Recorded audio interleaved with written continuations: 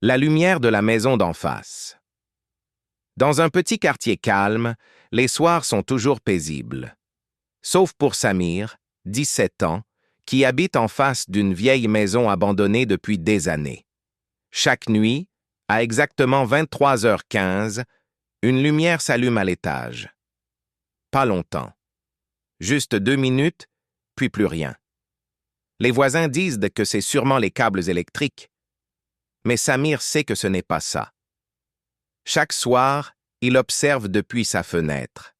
Il note l'heure, la durée, même la couleur de la lumière, jaune, stable, pas vacillante.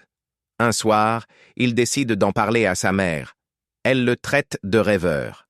Alors il garde le secret pour lui, mais sa curiosité grandit.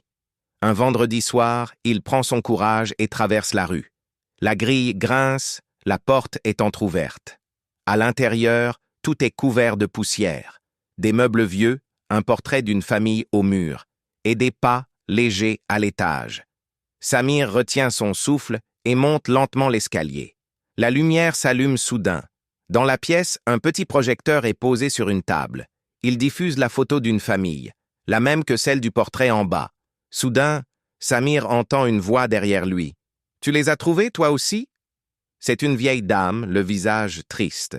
Elle explique que c'était sa maison, qu'elle revient parfois faire revivre leurs souvenirs. Le projecteur appartenait à son mari, disparu avec leur fille dans un accident. Samir comprend. Ce n'était pas un fantôme, ni une légende, mais une douleur qui refusait de partir. Il aide la vieille dame à remettre un peu d'ordre, puis quitte la maison. Depuis ce soir-là, la lumière ne s'est plus jamais rallumée, seulement les souvenirs, de l'autre côté de la rue.